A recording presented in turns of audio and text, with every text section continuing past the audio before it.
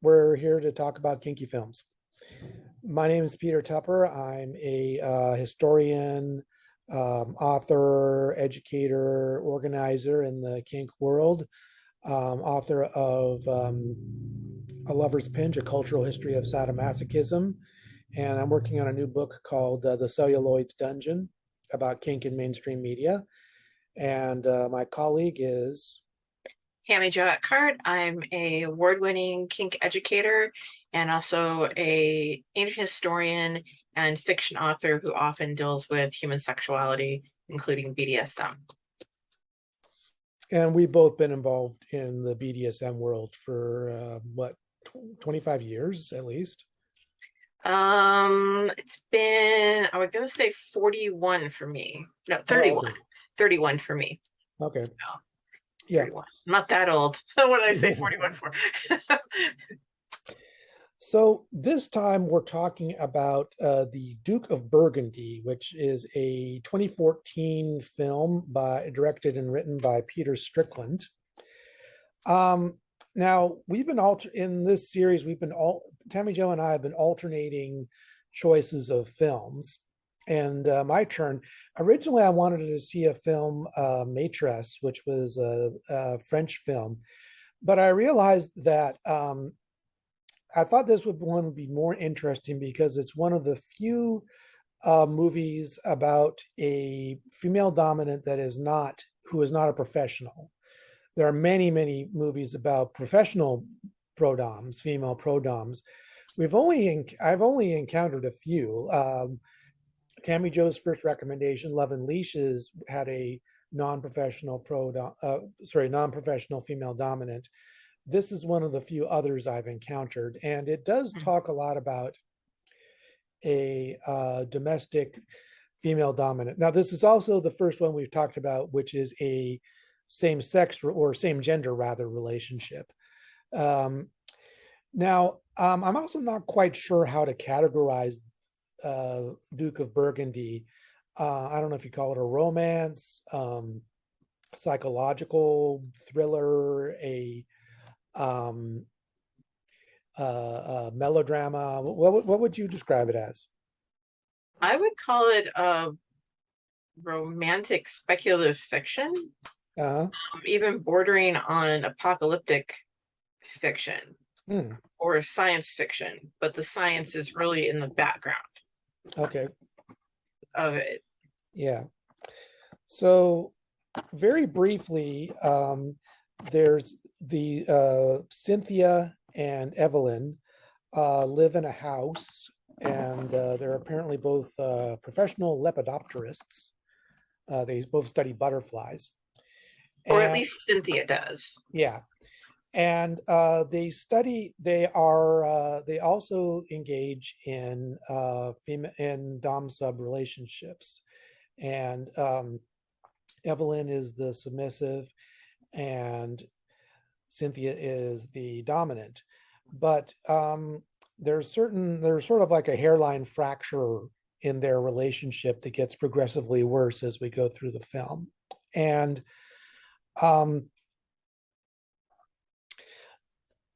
so what now, you haven't seen this before, or at least before now, so what did you think of it? I thought that it was definitely on the artsy side of films, and it was really surprising to me just how into trying to figure out what the heck is going on in this world that they live in. And I was very, very impressed with the actress. I'm not sure how you say her name, but Siddy Babette Knudsen. She's Danish. She's the one who plays Cynthia.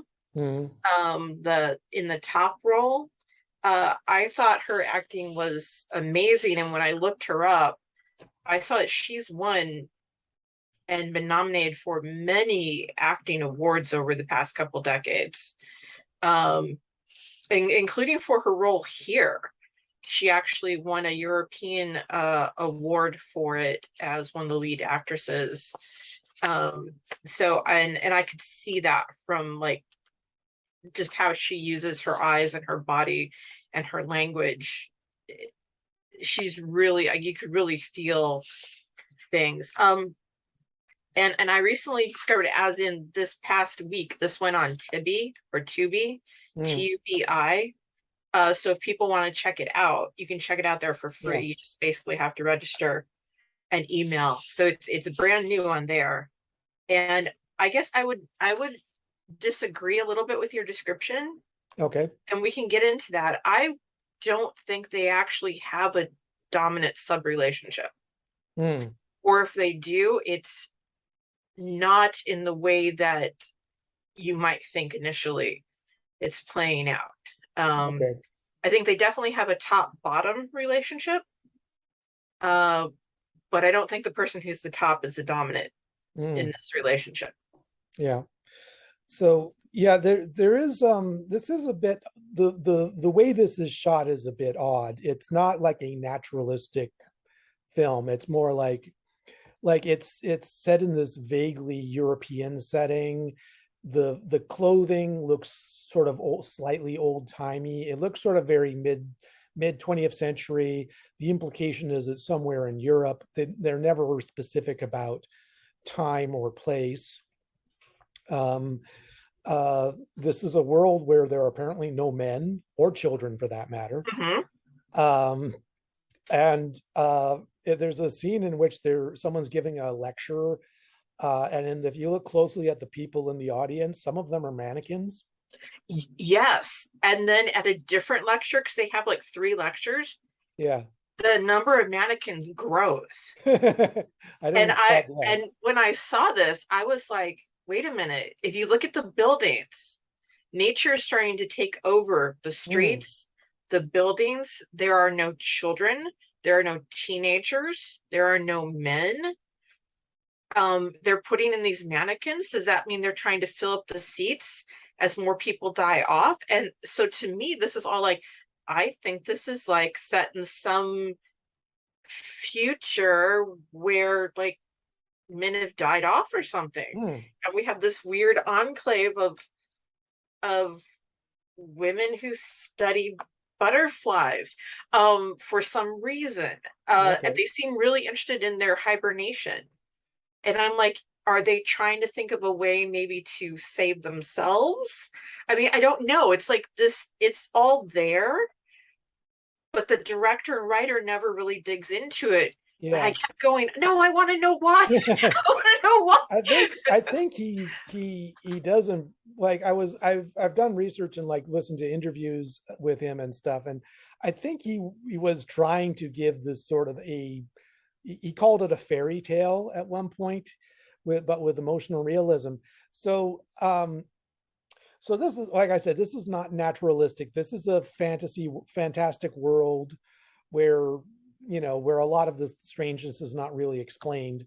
So we have, and I mean, most of the time it's just the 2 women like there's scarcely anybody else even speaks in the movie. Yeah. So it's really all about them, their relationship in this beautiful house and stuff. So like when we first see them, Evelyn is biking. Actually, we first see Evelyn, she's out in the woods, sort of just sitting by herself, looking at the woods and the streams and so forth. She does that a lot. I think she likes going into nature by herself. And she bikes that's another thing, no cars in this world. Yeah. She bicycles over to a house, and she meets this older woman, Cynthia, who serves as her maid. And there's she does cleaning, she scrubs the floor. Like Cynthia will throw away a chocolate wrapper and she has to get up, pick it up and put it in the trash. There's stuff like cleaning her underwear and things like that. So and eventually this leads, so when did you clue in that this is a scene they're doing? Because we don't get we go straight into this. As soon as she went to get the cleaning chemicals, because she knew exactly where they were. But she knew where they were, but not just that, she is never dressed as you would dress if you were actually doing these chores. Mm. She's in nice clothes. She doesn't like change her clothes. If you were going to someone's house to clean, you'd either have some clothes on you wouldn't mind getting dirty, or you'd have like some sort of smock or apron you would put on. She never does that. Mm-hmm. And then when we see her doing chores, like there's this part in the movie where she's supposed to be, I guess, scrubbing the floor. Yeah. You notice there's no water, there's no bucket, there's no soap, it's just her and a brush. She's not Yeah. actually cleaning the floor. Mm-hmm. And I was like, what is she doing? I'm like, this doesn't make any sense like, at all. And it of course makes more sense as we go along, because I think the house is Evelyn's based on the some stuff that happens later. I'm pretty Yeah. sure this, and it's not just the house. I mean, this is not just a house. This is an estate. This Mm. is a big house, and Yeah. it's got There's land attached to it. And yeah. I believe there's a deleted scene which states that Evelyn actually owns the house. So it's her. Cynthia is, I guess, just living in it yeah, which with I her. think explains some things Mhm. about the power and authority in their relationship Yeah. a little bit. And that leads into, like Cynthia is doing this very, imperious woman, mistress of the house kind of thing, you know, and she's eventually like how uh, Evelyn has been cleaning her underwear has evidently dissatisfied her, and she actually goes and drags her into the bathroom. This was a clever way. They shot this in a clever way because she drags Evelyn into the bathroom. The door is shut. You don't see anything except the window of the door, and you hear like the sound of Cynthia urinating on her. You hear it. You don't see it, but you hear it. And And it's clearly something she does often, because we mm, often see her drinking water. yeah, later on we see her drinking water. Like she's drinking water constantly because I guess she has to. Um, so then I think we get like the scene of Evelyn like just blissed out on the bed, and uh Cynthia is sort of like, it's clear that they're out of role, and they're sleeping together as lovers. And um now later on we see them do it. We basically see them do this whole thing again. And we start to see things like, for example, we see the this card that Evelyn wrote, describing in minute detail exactly what Cynthia is supposed to do. And it's like, don't, leave me waiting at the door, but for what is it, so like, but not like immediately, but Yeah. like not, so it's got to be like 2 to 5 minutes or Yeah. something like that. And like, and she's literally, there's another point where Cynthia is literally looking at what's basically a script, and she's going, so this is all very, very scripted. I'm assuming that this was written, yeah, all of this was written by Evelyn, and they go through this very precise ritual series of scenes, and um do it all again. So um this is where I think it gets interesting, because I think it should now, the phrase that's kind of unavoidable in this is topping from the bottom, and I think you touched on that a bit earlier, is that Evelyn is minutely has this whole thing scripted out to, like, choice of words, even the mistakes are sort of scripted in. It's like, that I Mm-hmm. say you could sit, no. um and we start to see some of the work that Evelyn has to do. We see that she has to, no, sorry, Cynthia does. We see, for example, she has to drink all that water. Um, she has she has to wear this like very elaborate sort of retro underwear, like stockings and garters and girdles and Which, stuff did you like that. notice, looked nothing like the undergarments that Evelyn cleans? Ah, interesting. The undergarments Evelyn cleans are very like pastel colors Hmm. and different patterns on them, but we only see Cynthia in like these solid dark, I would actually call them control garments Hmm. that like would like suck in your tummy and things like that. Yeah. And we even see like when there's a scene where sub scene when Evelyn spies on Cynthia through, through the keyhole, the old fashioned keyhole. And we later see there's like tape on the carpeting telling her precisely where to stand so that since Evelyn can spy on her. So now this is where my personal response to this was like, this is too much. This is where I really started to dislike Evelyn Mhm. because she's my knee jerk response was this is classic topping from the bottom, that she's micro scripting everything her dominant does, and that giving her no room to breathe, no improvisation, and that this is too much. It was just that she should be that. Yeah, it just bothered me that she was micromanaging this to such a degree. Yeah, yeah. And to me that was another point that led me to think, no, I think Evelyn owns this house. Mm, Because you know how we're talking about, I think for some reason, I think that Cynthia may love her or may have loved her in the past. yeah, And perhaps in some way Evelyn loves Cynthia too. But somehow the relationship has become this exchange. You know, if you do these things for me the way that I want, I will give you access to the house, which means you have access to the library, to your library that's only open for certain times. You'll be able to go to your lectures, you'll be able to do your research, um, and I'll pay for everything. At one point, um, when Cynthia has a bad back, I guarantee you, if you had to wear those outfits as often as she does and put them on and off, by the way, entirely by herself, mm, you too would have a bad back and you'd start to be in a bad mood. And I kept thinking, why is she doing this?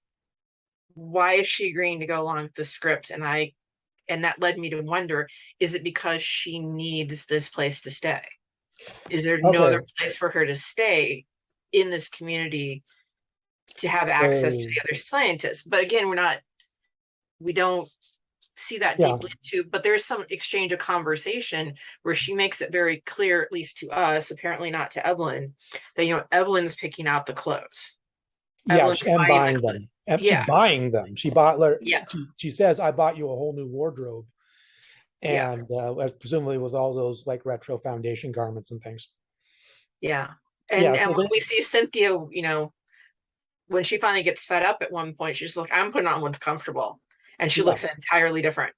yeah. She's wearing these nice pajamas. She's just comfy pajamas. I mean, they're not like ratty sweatpants or anything. They're Yeah. nice, pajamas, and she looks comfortable in them. But they're a far cry from these like, the bras and girdles and stockings and all that. And so like when we first go through that scene, we don't see them break character ever. Mm-hmm. And but But later we do on, see Cynthia gets this look in her eyes yeah, a couple times and she makes a few sighs. So even the first time through, at least I picked up and I was like, I don't think she's happy. mm, I yeah, don't, this is not reflecting how she's really feeling, the things she's saying and doing. yeah. She's there. We start to see. I mean, it may have been there from the beginning, but we start to see that she's just getting tired of this. She's and she can't. There's moments when she can't like live up to um Evelyn's commands. Like there's one scene where she tries to do the golden shower, like they go into the bathroom again and the door's closed, and there's this pause and you can't hear anything, and eventually you hear Evelyn say, "Turn the tap on." It's like she gets a shy bladder or something. Yeah. So like I see, like there are moments when we see them in a more intimate way where they're just like, out having picnics or what have you. And so I don't think this was, I think at some point this was a genuine relationship. But I also think that there's this hairline fracture that's just getting worse, that and that, especially that inequality you pointed out, that even though Evelyn's nominally the submissive, she's, she's got wealth and connections, she owns the house, she's wealthy enough to pay for, buy all those outfits and things. Experience, like, we, how much is too much of this? Like if you're going to do a scene with somebody, how much is, when you with the person you're gonna top, how much is too much of their control? Where do you draw that line? So when I play with someone, you always have a negotiation, Yeah. discussion about what you like, what you're into. And if you're just like doing like a one-off thing, you would talk a little more in detail about, we'll use these pieces of equipment, it'll go for this long, these are your safe words. So it's very confined what you're going to do. But even within that space, I personally, as a dominant, would never allow someone to dictate to me, like, we'll do it for X number of minutes, X Yeah. number of strokes. I would just be like, yeah, you're looking for a service top, so go check over there. Mm. And that is the vibe I kept getting from Cynthia, is that she's a service top, which, by the way, for anyone listening, is perfectly wonderful role to have. I guess it's not for me, but there are many people who are very happy being a service top. It's just, I would argue, not the same as being a dominant. Mm. And the fact that they do these scenes over and over and over again in the identical way, we have no idea how long this has been going on. But I will tell you, by the second time through, I was bored with it and I was just watching it. So if she is having to do this and it doesn't reflect what she actually wants to do, I'm actually surprised she didn't snap a lot sooner, because she does Yeah. snap at one point. For Evelyn's Yeah. birthday, she snaps. I, Not to scare people. She doesn't snap in like an yeah. abusive way. She just sort of decides she's not going to follow any of these stupid script or expectations and going to do what she wants. Yeah.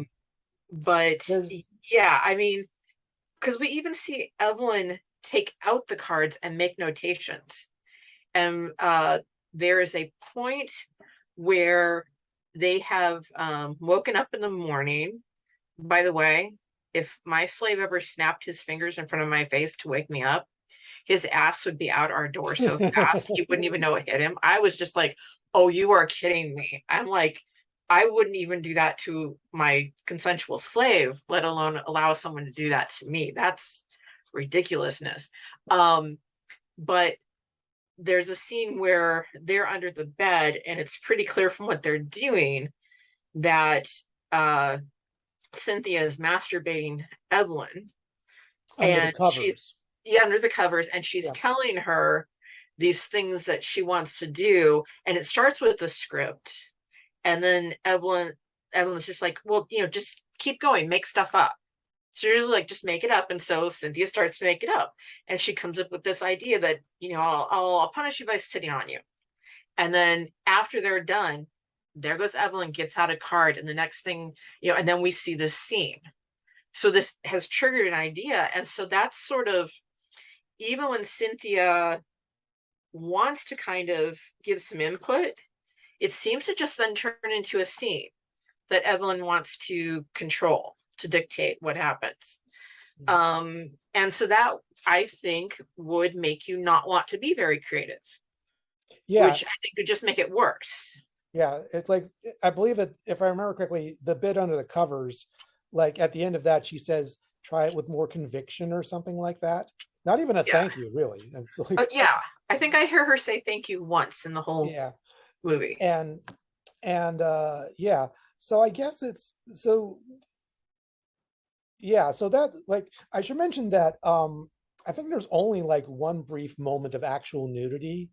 Like even when they're close to each other, they're Mm-hmm. still covered up. And yeah, so that thing was interesting because like even though they're physically close together, face to face under the covers, they're emotionally in very different spaces because Cynthia is like desperate. I'm almost like I think she would have felt like a phone sex operator, like even though she's right there with the person, trying desperately to keep the scenario going. And you know, Evelyn's enjoying herself. I think she's, and but they're not in that sort of give and take mutual experience. And look at Evelyn, it's like she's a spoiled child. I wrote that in my notes Yeah. too. This is And a spoiled brat. yeah, and it's like she and which means that Cynthia is maybe the overindulgent parent, Mm-hmm. if that is right. And it's like she's used to getting things exactly the way she wants, down to the minutest detail. Um, and the and there's like a scene, for example, when they bring in a carpenter, another woman, to the house who apparently has a line in making bondage furniture. And you know, Which other people in the community are using, yeah, because none of this is weird to any yeah, of them. yeah. And so they're talking about getting a bondage bed where you can lock a person inside it. And Cynthia's talking about getting this for Evelyn's birthday.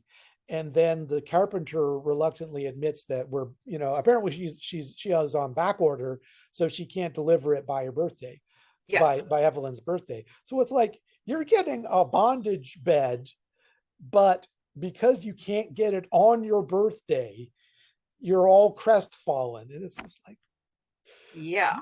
don't Yeah. have And this. the substitution is a human toilet Yeah, setup, yeah, which they apparently don't get because it comes up later. Cynthia's like, "Are you angry because we didn't get that?" yeah. It's like, Yeah, so it's like this is why I got really angry at Evelyn, because it's like you have no idea how good you have it, and you should also, there are no men, there are no people. As far as we know, it's one carpenter trying to make this stuff for every flicking house in this place. It's yeah. like it's her and all the butterfly specialists. Yeah, That's all we got. yeah, the only industry is butterfly academia and bondage furniture. Yeah. Yeah, so it's like, so, and that also gets a little, and also there's like Evelyn is way too into the carpenter. Mm-hmm. She's like, you know, crushing on her, and that leads into a, so I think that on top of everything else there's jealousy. Yeah. um Well, and there's faithlessness too, yeah. because we find out later that Evelyn was seen cleaning someone else's boots. I think that's Mhm. the woman who's always standing up at the lecture, Yeah, the doctor who's always helping out, because we often see her boots as Evelyn's looking at them. And I use the word clean her boots in parentheses because we see how she cleans them, and like everything else she does, these chores are not very well done. mm. Um, and it's reported apparently from the old woman across the street who just loves to gossip. Maybe she's the only person in town who isn't into this, as far as we know. Doesn't like butterflies and isn't in a kink.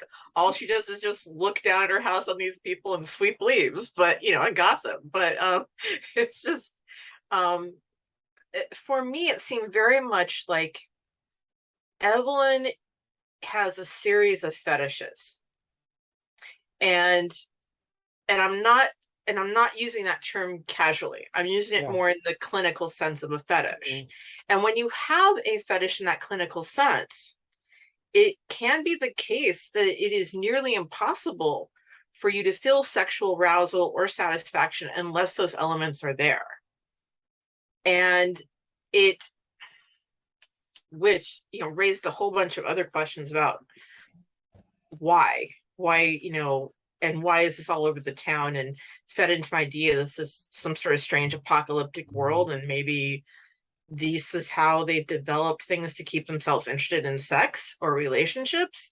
But I don't think Cynthia's there. I think Cynthia would be just fine cuddling and kissing and picnicking and holding hands and stuff. But for Evelyn, these things are very important, the way they're done, and that they, they include all these elements, even though I would say the elements are, it's more about the actions than it is about the actual relationship. That the action, Yeah, I think it's a little like there's like British acting or classical acting, and there's method acting. And British acting, it's all about minutely observing behavior, like head tilts, the gesture, something like that. And that is supposed to convey the character's emotion. And method acting is all about, you're supposed to look within yourself in your own experiences and find anger or sadness and bring that up, and that will be conveyed in the motion. So Evelyn wants, she's minute, everything's scripted out, even the mistakes are scripted into the scenario, and she wants that exactly. And it's not like, so, and I think that I think that is very alienating. I think like so many, and again, that taps into what I was reading about in Lindemann's book, which I keep referring to.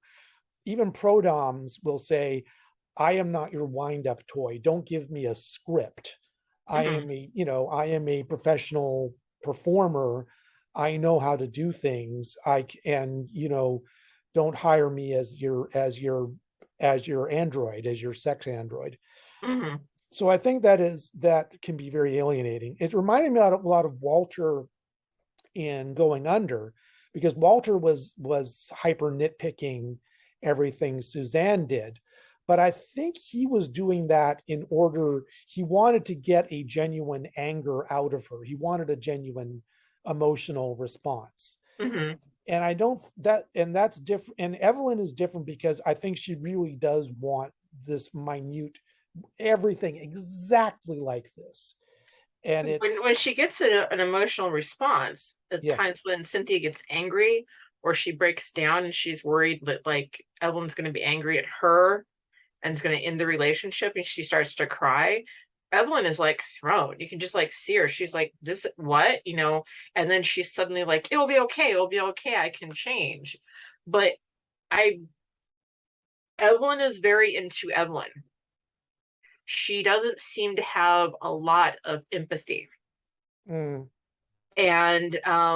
just kind of the way the actress plays that role shows that the only time she really had emotion that I could see was when she was feeling extreme pleasure.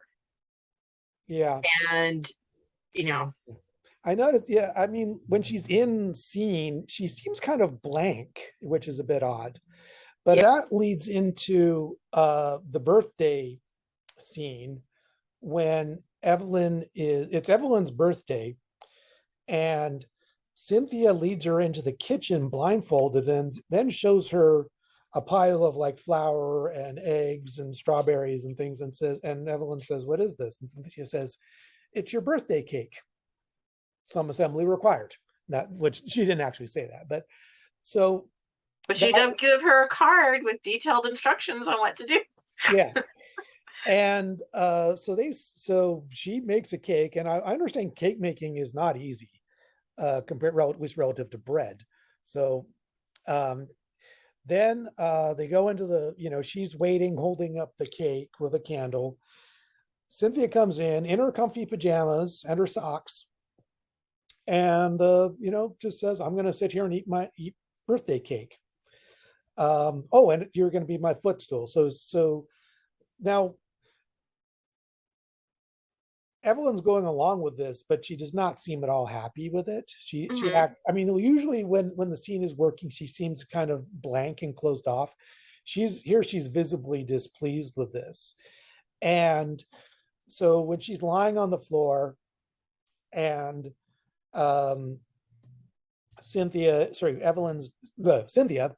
is doing using her as a footstool, she actually safe words. She uses her safe word pinastri, and Cynthia ignores it. And I She thought, puts her oh, foot over her mouth. yeah. And that's, I had a lot of problem with that because it's like, I would, I'm of the generation, like you and I think we started out when the idea is that safe words are sacred. You don't argue with them, you don't question them, you don't override them for any reason. At least that's the way Mhm. I learned it. And this is her, this is Cynthia basically being motivated by petty. It's there's much healthier ways to address problems in relationships than just punishing the other person. Mhm. What did you think when you saw that? So I didn't get that she had a safe word at all. So I'm glad you mentioned that. Yeah, I just Pina. thought she was complaining about what was going on, and Cynthia's like, just shut up. So because they never talked about a safe word or anything like that.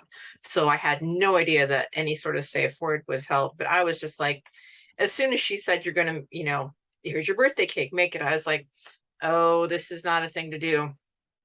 This is, I mean, you have a problem. You should be talking about it. This is not the way to do it on somebody's birthday. Yeah, It's like, either you should have talked about this days ago or you should talk about it tomorrow, the day after the yeah. birthday. But I have very special relationship to birthdays and they have a lot of meaning to me. So I would never do that to someone on their birthday. So, so you telling me that she said a safe word, that kind of changes my interpretation of it. I never thought it was a great thing anyway, but Yeah, I could 100% feel Cynthia's anger and frustration because they have already had this situation where we see Evelyn will massage Cynthia's back for a while until she gets tired of it. Even if Cynthia's like, can you keep going? She's like, no, I don't feel like it. And I'm just like, really? And we've seen a scene where Cynthia is trying to put on a corset by herself. And I'm like, wow, you want her to wear this and you can't even help her put it on? yeah, I'm just like, yeah. but It's all this petty. It's all this passive aggressive, petty resentment building up between them. yeah. And so, I just, it was just a sad, sad scene. Yeah, And yet you would think the next morning they would talk about it and they don't. They just try to keep going to the next scheduled scene. mm. And Cynthia just puts the clothes on again and they go through these scenes again. And I'm just like, wow, so you're not even going to talk about that. Yeah, It's like, so if the point was to punish someone, that apparently didn't work either. Um, yeah. you know, uh, And and that gets into the box. Like there's this big black wooden trunk, I guess you'd call it, that they can't get, apparently they can't get the bondage bed for some reason. But there's this big because black, her birthday is the 2 weeks, and yeah, she said it would be 6 to 8 weeks before they yeah. could get that done. So so since Evelyn gets it into her head that she wants to sleep in this big black box trunk. And so they pull it up to their bedroom. And this is also when Cynthia throws her back out again. And Mm-hmm. Evelyn is kind of pissy about that. But it ends up with them like, that they work that in, that goes into the scene where, so, Cynthia in dominatrix mode puts her into the box tied up and sleeps in the bed. And and she's also supposed to, like, make walking noises Yeah, outside. so she's supposed to keep the heels on, Yeah. all the control garments, Mm. all this stuff. So she's not getting any sleep. Evelyn's not getting any sleep because one of the mornings afterwards, when Cynthia's like, she finds her sleeping outside. She's like, you want to go into town with me? She's like, no, I didn't sleep last night. So I need to sleep now so that when we use the trunk again. And she's like, are Yeah. we using the trunk again? She's like, yes. And I'm just like, wow. Yeah. So she's actually even getting less contact. So it's like, yeah. So poor, I felt really bad for Cynthia because she's doing all this work and she doesn't even have like Evelyn there as a person. Evelyn is a black Mhm. box in the room. That it reminds me of this thing Patrick Califia wrote a long time ago when he said that some forms of masochism are really just very elaborate forms of masturbation, so elaborate that they need another person there, but Yeah. it's not, there's no there's no feedback there. There's no of that sort of mutual recognition loop that is, I think, makes a good scene of feeding Well, off and of. because of the structure of the box, Cynthia has to stay awake Yeah, because when she closes the latch, Evelyn can't easily get out. And yeah. we don't actually know how much air can get into that. I Or hope they made air holes. I mean, yeah, I mean, I don't think if I was going to do that, I wouldn't be latching it unless it was like a daytime scene where we're both awake. But uh, this, yeah, it's just, she dozes off, and sorry, Cynthia dozes off. Evelyn Pinastri safe words, and to get her out, but it's because she has a mosquito bite that she can't itch, she yeah. can't scratch, and it's like, oh boy, and it's like, so let's sort of address the question: can this relationship be saved? Can Cynthia learn to be more assertive about her boundaries, her limits, her needs? Can Evelyn like dial it down a little, not be, so super hyper perfectionist, maybe just realize that, yeah, sometimes, and can she like accept that just, cuddling on the couch and reading about butterflies with Cynthia can be a good time too. I Part of the problem is that we're dropped into the problematic relationship without knowing how they got into Mm, this relationship.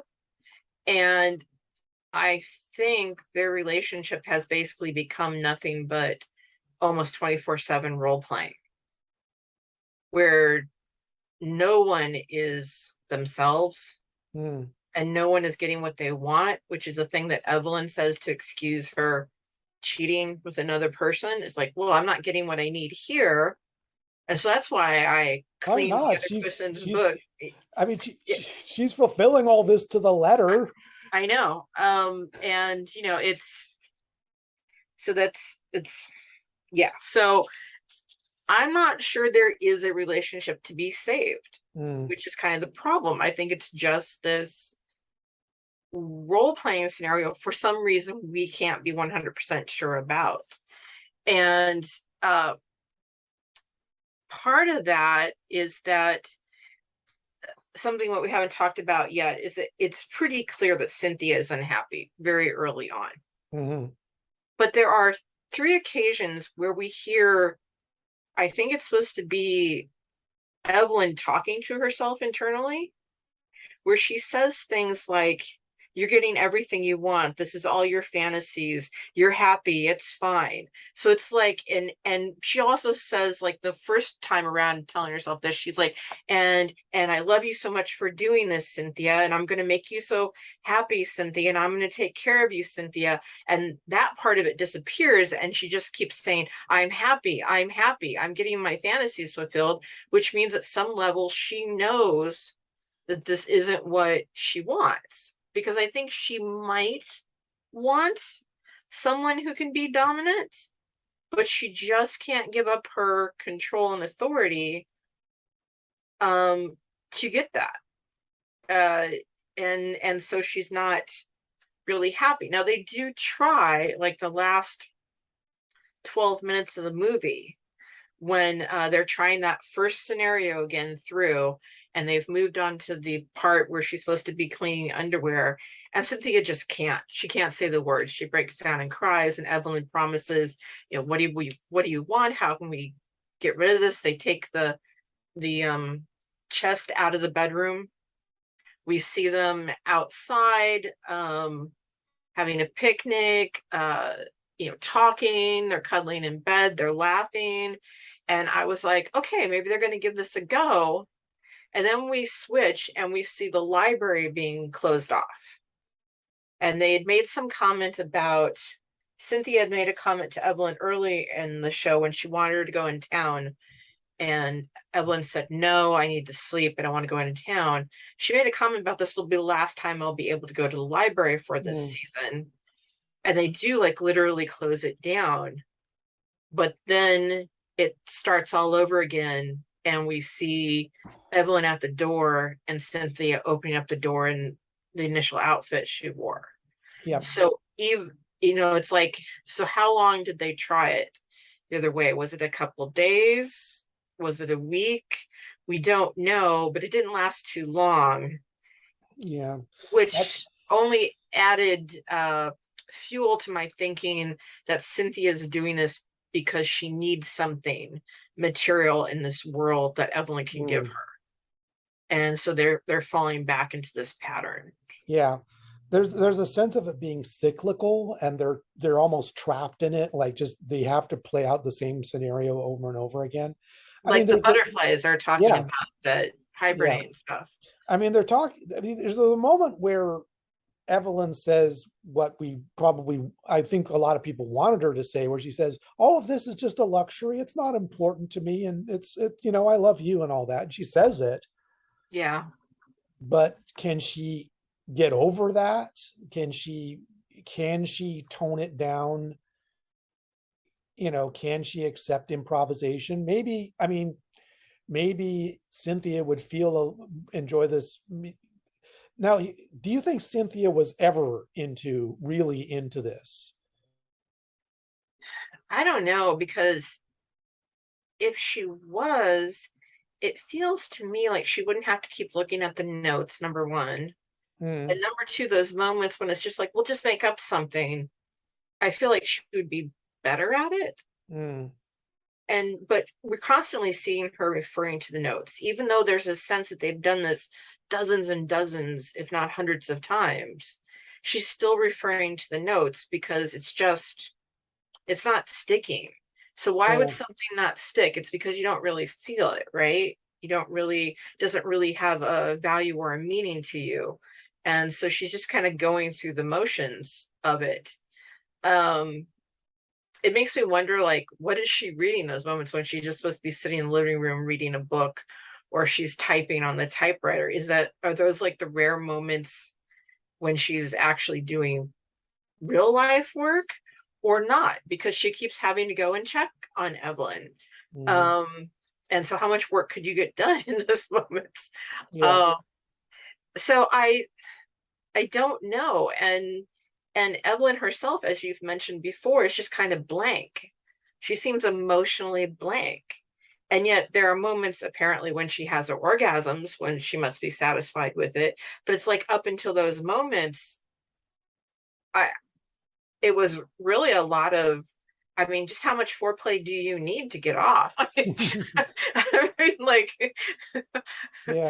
I guess I got the impression it's like, she's had these, I think, like every person, masochist / submissive, they come to a scene like with an actual person with a head full of ideas, and in your mind, your imagination can run wild. You can imagine, whatever you're into. There's no budgetary limits. So I think that, and when you actually play with somebody, you have to meet both the limitations of reality and the limitations that this is an actual person. And that's what I don't think she's quite grasped yet, and may never grasp. Yeah. So one of the things I did for many years is I was the education coordinator for a kink group in the community where I live now that was associated with the university. And we would go in and talk to human sexuality classes. So this could be through the sociology department, the psychology department, or the human sexuality department. And one of the things I always talk to them about is there are the fantasies you have. And it is actually a serious choice when you decide to cross that line between the fantasy to reality. And the reason it's serious is that it will never be what you had in your fantasy. That's why it's a fantasy. And for some people, they will never cross that line because the fantasy means so much to them, or they're worried that it will ruin the fantasy because it can't match it. And then I said there are people who discover this is actually part of their sexual identity, sexual orientation, for whom they realize, wow, the fantasies are this way and they're great and I can still have them. But this thing in reality is its own level of intensity that fantasy can never meet. Yeah. And they're kind of stuck here in this fantasy world, which I guess reflects the greater world around them, that they can't get out of. And you had asked in our questions before we watched this about, like, is some of this movie done this way because it's a male director and writer?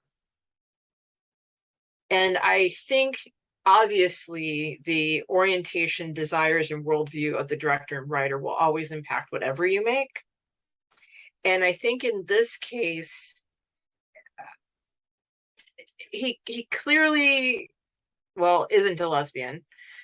So he can only go by like maybe what he's heard or seen or read or had discussions about. But even this lesbian relationship has this strange facade over it.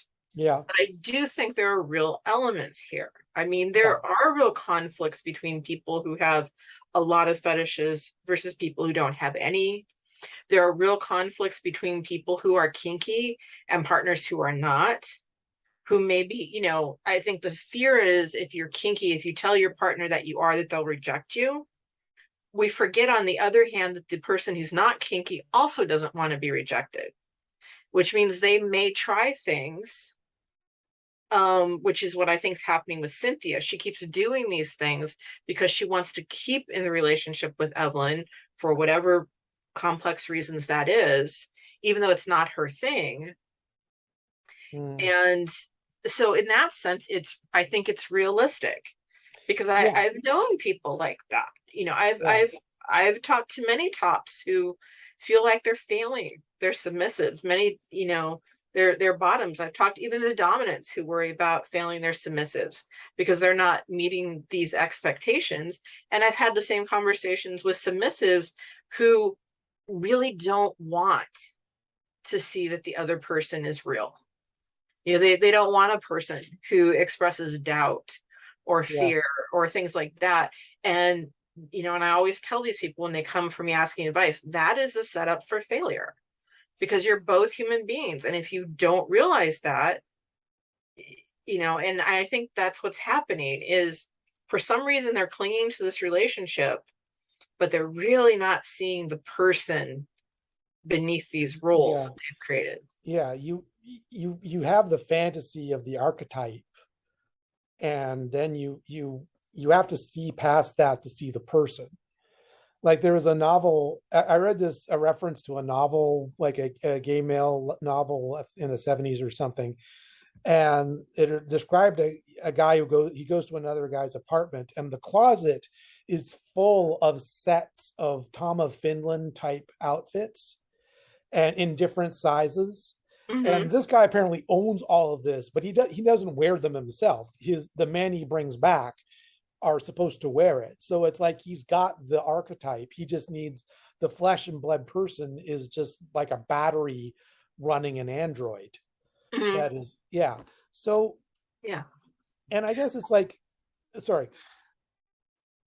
Well, it's like you wrote in A Lover's Pinch, one of the things that you've talked about is one of the main relationships you talk about there between the, I guess is he sort of lower class or aristocracy And The the Arthur Munby Hannah Kolvick relationship. yeah. Yeah. And there were things that she would do to play up the things that turned him on, Yes. even if they weren't really reflective of like her day to day Yeah, life. that's the Hannah Kolvick Arthur Munby relationship, and he was fascinated by her as a working class woman, and he was fast long before he met her. He had his type. He was fascinated by working class women of the Victorian era, and but I think he did like have this. Yeah, you're right that he she was like sort of playing into his archetype, for lack of a better word, but she was a person in her own right. So there's an Mhm. interesting dynamic there, especially with like, I think a lot of that is kind of similar to what we saw their like their whole domestic discipline relationship. Mhm. Now, something I was thinking about is like, so we've got this very sort of dreamy film. I believe Strickland said he was like trying to shoot it like European softcore films of the 60s and 70s, Mhm. like Jess Franco. And so we've got this very fantastic world with all these sort of fantastic elements. And yet this is a psychologically realistic thing, people of, this sort of imbalanced relationship of topping from the bottom. And so I guess is that a problem? And I guess this comes back to questions of representation, because you've got, a hetero man making a movie about a lesbian relationship. I've heard interviews and things with him. He talks a lot about like, about locations. They shot it in Hungary, I believe. And he talks about like getting butterfly experts to talk and things like that to write the lecture bits.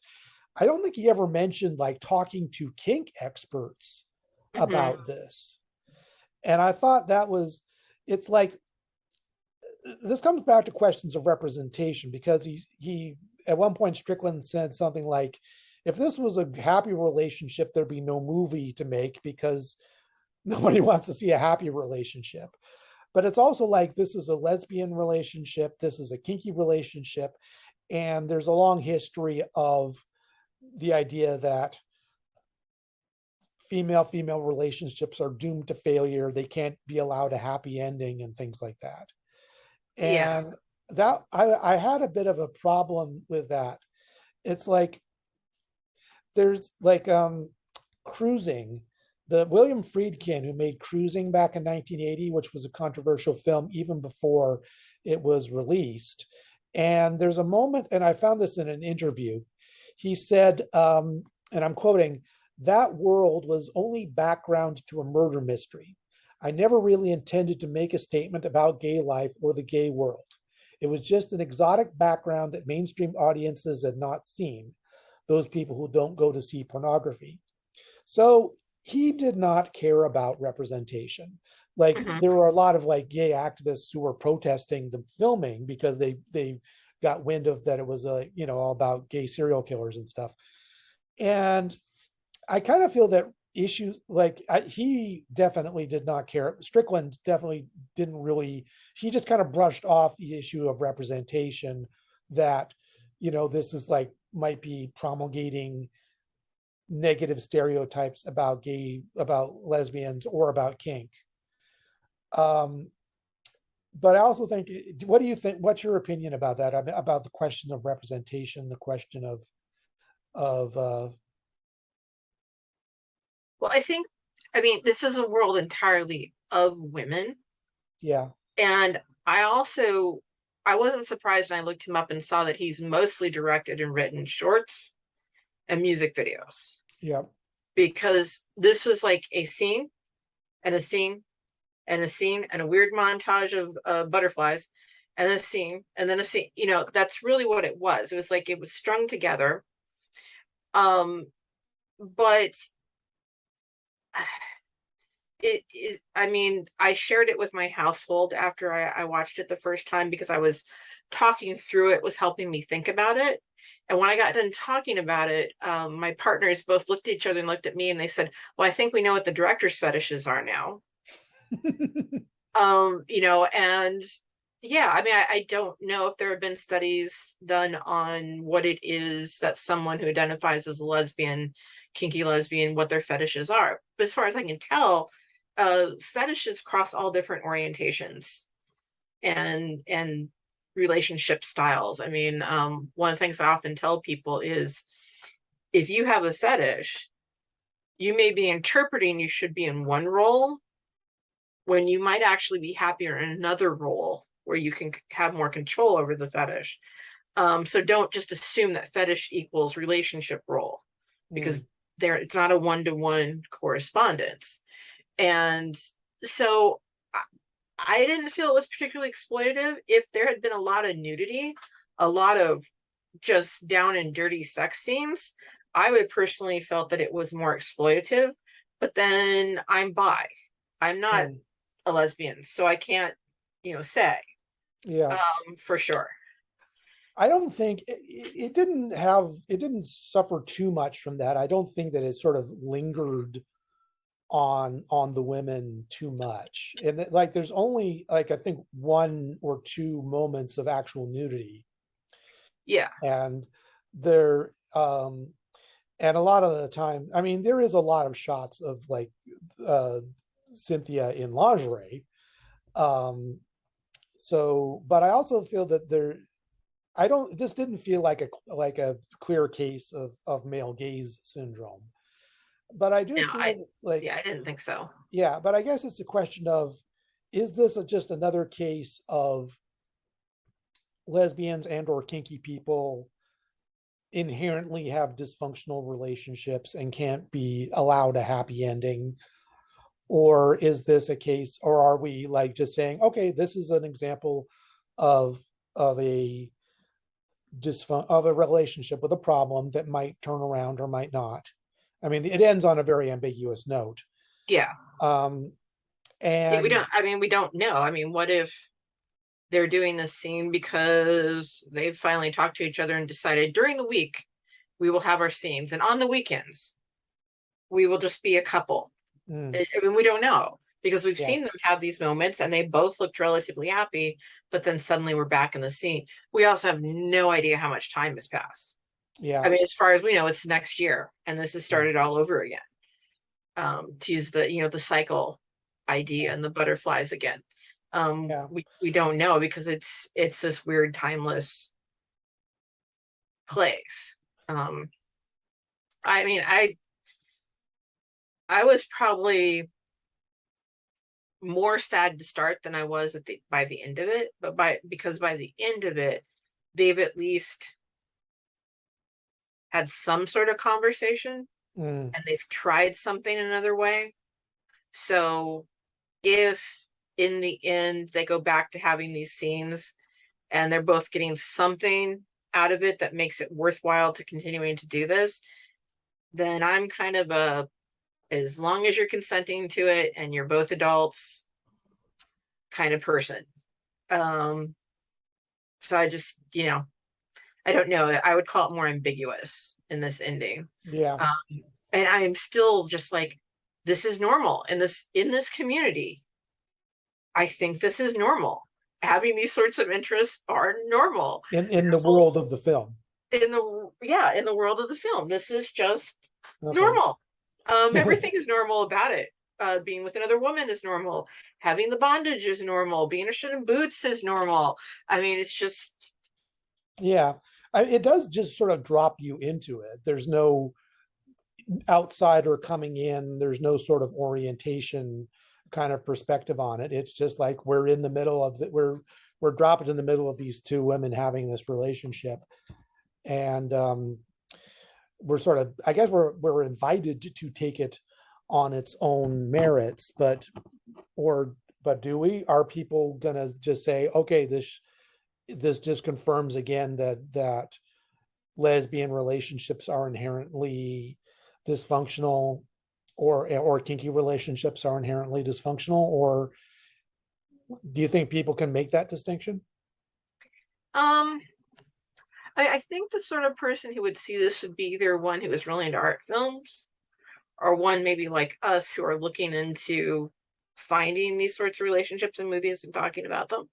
So Yeah. I think if you don't get that this is a weird, unusual setting and world that's here, and there's stuff that's off about it, then you probably would just be bored and stop watching after a while. Because if you're watching it for a pure interest, you're going to go, there's not enough sex here, and there's not enough nudity here to satisfy most people, I think. I'm not even sure, as a kinky person, like I said, I got bored really fast. I'm like, oh, this is the same thing we've already seen. Yeah. I don't need to see it again. It's like, and I guess it's, the different also philosophy of how scenes are done. I mean, do we even know if this director knows anything about kink? Yeah.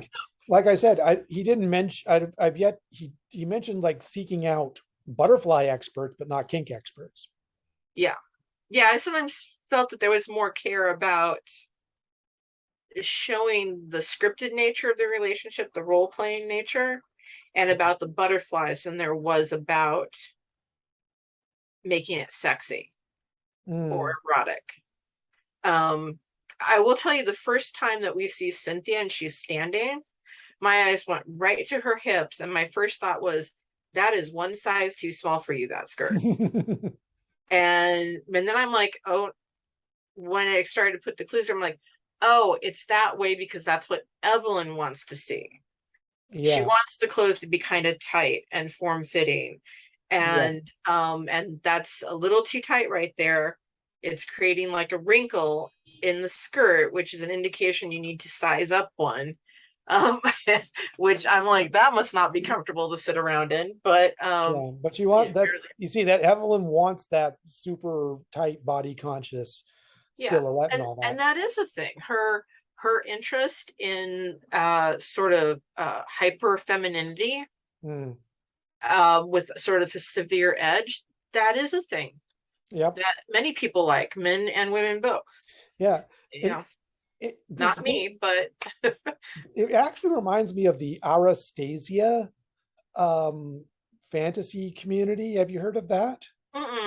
There's this weird little group that formed in England, and they put out a lot of sort of books and media about this all-female world that's sort of set vaguely, that's like that looks backwards to like England in like the 50s and 60s with like fashion and dress, and it's a lot of like English school, public school type stuff with the caning and all that. And this might be pure coincidence, but if it's like Strickland's vision somehow coincided with this pre-existing, the Aristasian fetish for retro hyper femininity with an edge, as you put it. So I wonder if there's an interesting, or is it a coincidence or some kind of connection there? So what did you think, and would you recommend this to other people? I think that people should check this out, especially now that you can stream it for free easily on I'll say it again, on Tubi or Tubi, Tubi TV.com. And we're not getting any kickbacks from that, by the way, but I think they definitely should, because it is very interesting from a world building point of view and the kind of questions it stirs up in you. It's also, I think, refreshing because it deals with these questions not in a straightforward manner, but it definitely deals with questions about what happens in a relationship if you have mismatched interests, like, or when any type of relationship gets stale, when you fall into patterns. And so I think that this is a sort of thing I would even recommend that groups look at, like small kink communities, or like for a munch. I think this would be a great film for people to watch and then like have a conversation about it a munch, because I think you get a range of reactions to it. And it's just, I mean, the guys were telling me they thought it sounded interesting. They haven't watched it yet, but they thought it just sounded interesting from what I said. And I did feel I could have empathy for both of them, though primarily my empathy lay with Cynthia. I just also felt sad for Evelyn because she keeps telling herself that she's happy and her fantasies are being fulfilled, and yet she is doing things that are like attempting to undermine the foundations of it by being so controlling and heavily scripted. And that really struck me. At one point, they have a conversation where I it's either the carpenter or someone, another woman is mentioned by name, who has told Cynthia that she's worried about their house because the foundations appear to be damaged. And I think that was maybe a covert way of saying, I think your relationship is damaged. Yeah. And that makes Evelyn very angry. Like, no, the house is fine. There's but we can see the house physically is also not fine. It's also starting to break down and decay. And so I would recommend this movie. I think I gave it a 7 out of 10 on your movie database. It didn't turn me on at all or anything like that, though, but that's okay. Not every movie has to turn me on. In fact, most don't. So yeah, I thought it was interesting, but I also like, again, Strickland talked about the idea that the emotional core of this should be universal, of just that you're in a relationship and people have different desires and boundaries, and how do you live with that? And that's applicable to anybody, really. Anybody who wants to be in a relationship of any kind. But I also feel that, like, I guess I'm still hung up on the question of representation of like a person who made this, like Friedkin made Cruising. He didn't give a crap about representation of gay people in 1979. And I don't know if Strickland really cared about representate that this reflects people, that people really do this kind of thing. You really do have dom sub relationships and can run into problems with them. And sometimes I think that directors, they care more about formalism and, getting, finding a beautiful house and reflecting off mirrors artistically and stuff like that, and neglect the idea that you're representing real people. But it is interesting. It's very beautiful film to look at. There's some beautiful sound. And I think it's an interesting film to study. So I think it's worth seeing. And I guess that's all I have to say about this. So well, thanks for I've bringing only it to got my 30 attention. seconds left. We've only Yeah, got 30 thanks for bringing seconds it to left. my attention. I'm glad I'm glad you had a good time thinking about it. So Yeah, yeah. and so I guess it's your turn to pick the next one. So, All and I've right, I got the will. videos. Yeah. Okay. Well, All I right. know. Let's talk about this later. Okay. So All right. have a good night.